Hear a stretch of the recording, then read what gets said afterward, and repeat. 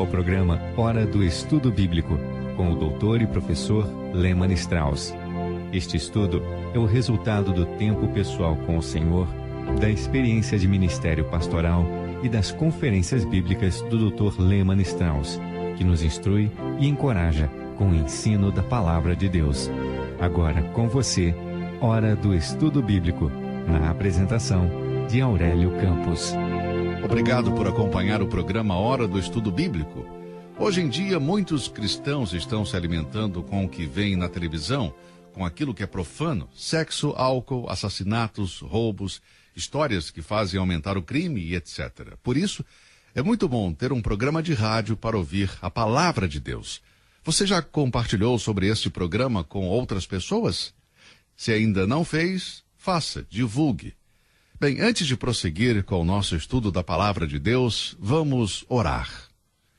Querido Pai, mais uma vez obrigado pelo privilégio, Senhor, de poder compartilhar a Tua Santa Palavra. Agradecemos por nossos ouvintes e por aqueles que nos ajudam a propagar o Evangelho. Senhor, agradecemos pela maneira como a Palavra tem alcançado pessoas que estão nas prisões, nos hospitais, nos asilos.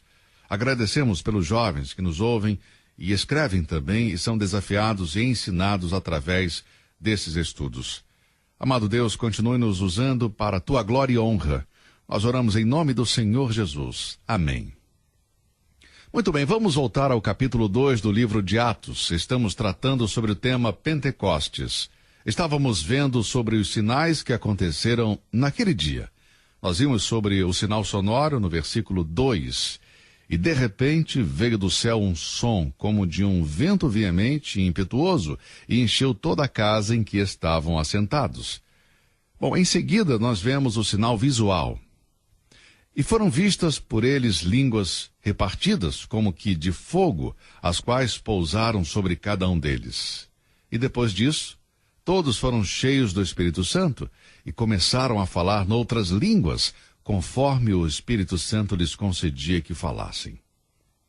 Eu disse no programa anterior que precisaríamos de mais tempo para falar sobre o assunto. Bom, eu creio que Deus deu o dom de línguas nesse momento, especialmente em benefício dos judeus não convertidos. Vamos ler juntos 1 Coríntios 14, versículos 21 e 22.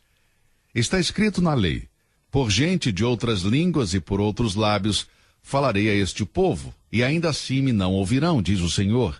De sorte que as línguas são um sinal não para os fiéis, mas para os infiéis. E a profecia não é sinal para os infiéis, mas para os fiéis. Por favor, sublinhe isso aí na sua Bíblia. As línguas não são um sinal para os crentes, mas para os incrédulos. Quando as línguas são mencionadas no livro de Atos, em cada caso este dom foi designado por Deus na pessoa do Espírito Santo, introduzindo os gentios na igreja na mesma base que os judeus. Leia aí Atos 2, versículos de 1 a 14, capítulo 11, versículo 15, também o capítulo 18, versículo 24 e o capítulo 19, versículos 6 e 7. Falar em línguas foi um sinal da presença do Espírito Santo e esse sinal foi dado para todo o grupo. Observe que todos eles falaram em línguas. Atos 2, versículo 4. Eles estavam cheios do Espírito Santo e começaram a falar em outras línguas. A palavra todos aqui se aplica a todos os que estavam ali reunidos.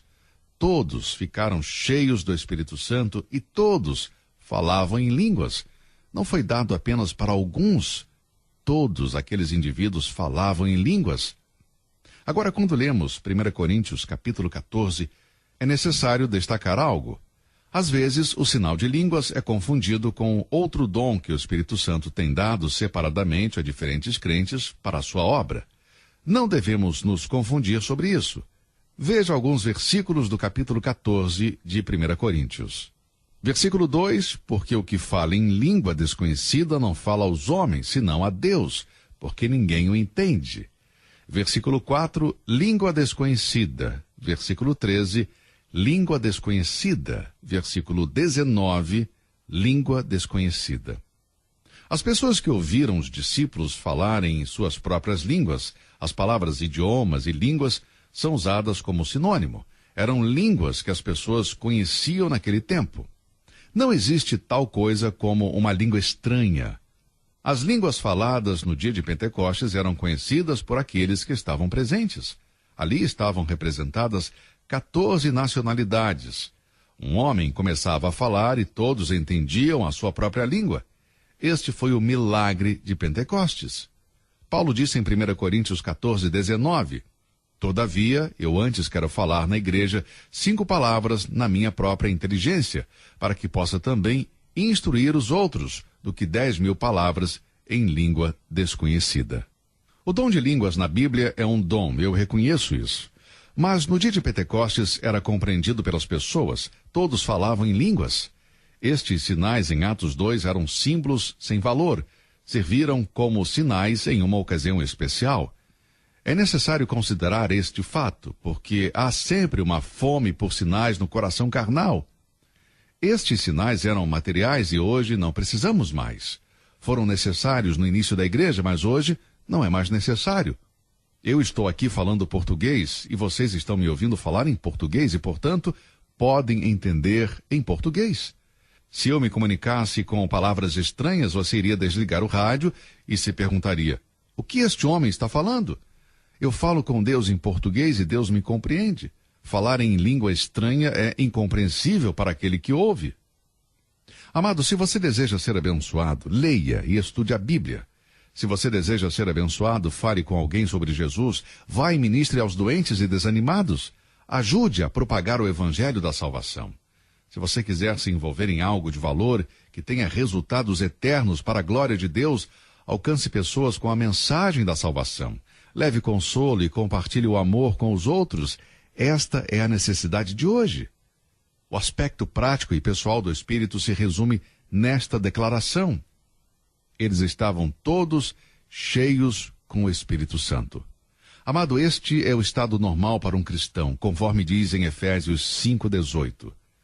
Mais importante que buscar o fenômeno de Pentecostes é entregar nossas vidas ao Espírito Santo, que é nela encher-nos para que possamos estar equipados para levar a mensagem do Evangelho aos perdidos. Bem, vamos ver agora sobre a pregação do dia de Pentecostes, o sermão de Pedro neste dia. Vamos voltar para Atos capítulo 2 para examinar o sermão de Pedro naquele dia especial. Eu gostaria de ter estado lá naquele momento. A atmosfera deve ter sido carregada de tensão. O Espírito Santo tinha introduzido uma nova dispensação e um estranho poder estava sendo experimentado por todos que estavam presentes naquele dia. Não foi um entusiasmo carnal, não foi algo alcançado, gritando e levantando as mãos, cantando e correndo pelos corredores. Não foi isso, amigo. Era o poder que tinha sido introduzido pelo Espírito Santo, pois ele estava marcando o começo de uma nova dispensação. Os discípulos agora tinham a certeza de que este era o Espírito que Deus tinha prometido enviar, e agora este Espírito enchia os seguidores de Cristo, que estavam sob seu controle. Creio que o mundo veria uma demonstração poderosa nunca vista antes se nós cristãos fôssemos cheios do Espírito Santo hoje em dia.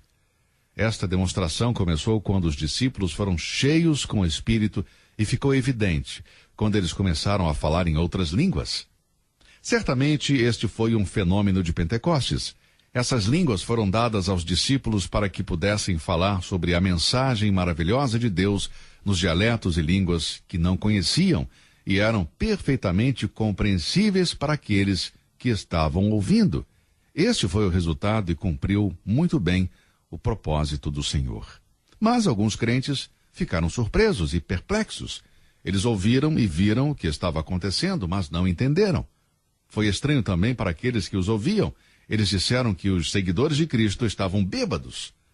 A multidão que assistiu o milagre de Pentecostes ficou muito confusa.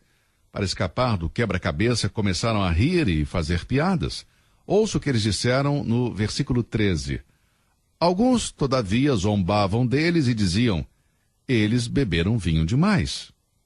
Quando eles começaram a zombar, Pedro veio com o sermão e agora vamos ver um homem cheio do Espírito Santo em ação. Pedro foi escolhido para entregar a mensagem. Vamos agora considerar tanto o homem quanto a mensagem. Primeiro, vamos ver como o servo de Deus estava cheio do Espírito Santo. Vemos que este servo de Deus foi escolhido para esse trabalho especial. Ele era conhecido pelos apóstolos como um homem impulsivo. Ele falava quando devia se calar e parecia deliciar-se em assumir a liderança ao falar. Outras vezes, mesmo quando foi covarde, também provou ter uma natureza impetuosa e agressiva. Certamente o Pedro de Pentecostes nunca poderia ter pregado este sermão com os mesmos resultados se não fosse um novo Pedro. O Senhor tinha dito a Pedro antes da sua crucificação: o que eu faço não sabes tu agora, mas tu o saberás depois. João 13:7. Na minha Bíblia, eu sublinhei as palavras agora e depois. O período de tempo que cobria a palavra agora mostrava que Pedro tinha sido um fracasso. Ele era impulsivo, era vacilante. Isso não quer dizer que ele não tenha desfrutado de alguns momentos maravilhosos de comunhão com o Senhor, no agora. O nome de Pedro aparece em primeiro lugar quando se menciona os 3 discípulos que Jesus escolheu para estar com ele em certas ocasiões: Pedro, Tiago e João. Os nomes aparecem tantas vezes nesta ordem que automaticamente os citamos nesta sequência. Entretanto, no agora, faltava algo para Pedro se tornar uma influência poderosa. É verdade que ele havia deixado tudo para seguir a Cristo, e foi o primeiro que disse: Tu és o Cristo, o Filho do Deus vivo. E foi Pedro que andou sobre as águas para encontrar-se com o Senhor Jesus. Mas o Pedro antes do dia de Pentecostes, do agora, não era o Pedro que pregou no depois. Qual era o obstáculo deste servo do Senhor no agora, antes do Pentecostes? Bem, eu creio que Pedro tinha grande confiança em si mesmo, confiava mais em Pedro do que no Senhor. Pedro, como muitos de nós, tinha muita confiança em si mesmo. Se o Pedro do agora estivesse conosco hoje, seria congratulado por ser um homem seguro de si mesmo, mas o homem que Deus usa é o homem que Deus edifica. Eu não estou dizendo que não podemos ter confiança em nós mesmos, mas que é melhor confiar no Senhor do que no homem. Para mim, é melhor confiar no Senhor do que colocar a confiança em mim mesmo. E é melhor para você confiar no Senhor do que em você mesmo, amigo. A autoconfiança tem o seu lugar, até certo ponto.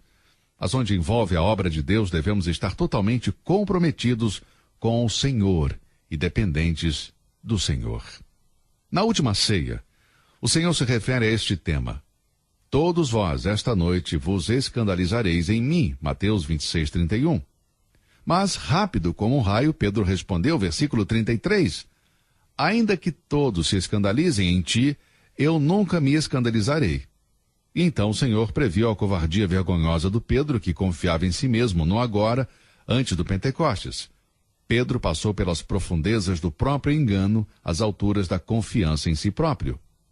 Apesar da advertência de Cristo, Pedro insistiu em Mateus 26:35. Ainda que me seja mister morrer contigo, não te negarei. O insensato Pedro não conhecia a sua própria fraqueza? Em poucas horas, ele já tinha esquecido o que ele tinha dito e negou o Senhor.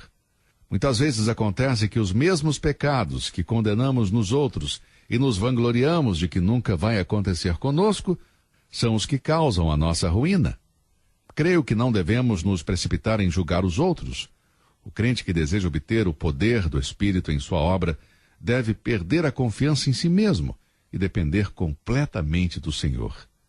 O ensinamento claro das Escrituras é que a carne é fraca. Jesus disse em Marcos 14:38, Romanos 6:19 e Filipenses 3:3, amado, não devemos confiar em nós mesmos. Nós precisamos aprender o Salmo 118, versículo 8, que diz: é melhor confiar no Senhor do que confiar no homem. Um homem sábio disse: pois o Senhor será a tua segurança. Provérbios 3:26. Se esperamos sermos usados por Deus, a nossa confiança deve estar nele e não em nós. O apóstolo Paulo foi grandemente usado pelo Senhor. E por quê? Porque ele aprendeu em quem devia colocar a sua confiança.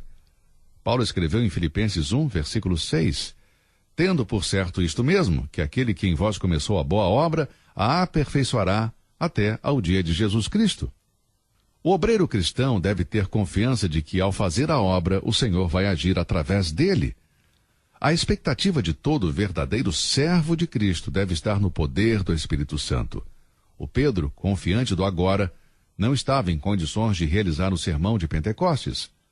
Toda vez que me aproximo deste microfone, amigo, eu o faço com temor e tremor. Eu não confio em minhas próprias habilidades, nos dons que penso que tenho. Eu estudo, eu preparo as minhas mensagens, mas devo confiar inteiramente no Espírito de Deus para chegar ao coração do ouvinte e produzir frutos em quem ouve o programa. Pedro iria experimentar uma mudança no depois, e é uma mudança que todos nós precisamos experimentar também. A mudança que o capacitou para a tarefa sagrada de comunicar o Evangelho foi obra do Espírito Santo. A primeira e grande demonstração da pregação de Pentecostes foi uma demonstração e uma ilustração do poder do Espírito Santo. Contar com esse poder é uma qualificação espiritual necessária para qualquer pessoa que queira ser uma testemunha de Cristo. Pedro é um exemplo do que o Espírito Santo pode fazer com a pessoa que está completamente rendida a ele. Ao longo do livro de Atos e das Epístolas, o Espírito Santo é a presença e poder na verdadeira obra de Deus. Todos os resultados foram obtidos por ele. Esta é a marca registrada na história da Igreja cristã. Um dos propósitos de Cristo ao enviar o Espírito Santo foi equipar os discípulos para a obra. Em Atos capítulo 1, versículo 8, antes de subir ao céu, Jesus disse para eles: "Mas receberão poder quando o Espírito Santo descer sobre vocês." Ele lhes deu a grande comissão, mas sem o poder do Espírito Santo eles eram ineficientes para executá-la. Nosso Senhor disse muitas coisas para Pedro, mas algo muito importante que ele disse para o povo e para Pedro está em Atos capítulo 1, versículo 4. "E estando com eles, determinou-lhes que não se ausentassem de Jerusalém, mas que esperassem a promessa do Pai, que disse ele, de mim ouvistes." Você e eu precisamos estar revestidos de poder se quisermos exercer uma obra espiritual eficaz. Como Pedro, devemos nos encher do Espírito se planejamos servir a Cristo. Sem dúvida, era difícil para o apóstolo impulsivo e entusiasta esperar, mas ele fez isto, e os outros discípulos também. Havia um campo ilimitado esperando. Seria um ministério mundial. Jesus havia dito: "Ide por todo o mundo, até os confins da terra." Esta ordem jamais poderia ter sido alcançada sem um poder especial. Digo mais uma vez, precisamos ser cheios do Espírito Santo. Eu não sou um especialista quando se trata de esperar no Senhor, eu confesso isso. Sabe, muitas vezes eu não tenho a paciência necessária. Mas isso é algo necessário para alcançar os homens para Deus. Aquele que não para diante do trono de Deus está em perigo de se tornar uma pessoa mecânica que não é necessariamente útil. Peço que orem por mim, amigos. Eu não quero tornar em algo mecânico a preparação e a apresentação da palavra de Deus para esse ministério. O servo do Senhor, que é útil, faz a obra de Deus da maneira de Deus e com o poder do Espírito Santo. Pedro não poderia ter sido testemunha de Cristo sem a preparação do Espírito Santo. E ninguém poderia, nem eu, nem você. Nós, suas testemunhas, tivemos um novo nascimento. Se você não nasceu de novo, então eu convido você a aceitar a Cristo agora e confiar nele. E nós, que já somos salvos, precisamos perguntar se estamos cheios com o poder do Espírito Santo. Creio que não devemos começar a servi-lo até sermos controlados pelo Espírito, como Pedro, no dia de Pentecostes. Ele teve uma preparação maravilhosa para esta obra. Bem, o nosso tempo por hoje acabou, chegou ao fim. Estaremos de volta no nosso próximo programa. Que Deus te abençoe e até lá. Você ouviu Hora do Estudo Bíblico com o professor e doutor Lehmann Strauss, na apresentação de Aurélio Campos. Se você deseja ouvir novamente esta mensagem, visite a nossa página na internet www.bbnradio.org. Fica o convite para você nos acompanhar amanhã, neste mesmo horário, aqui na BBN. Hora do Estudo Bíblico é uma produção da BBN.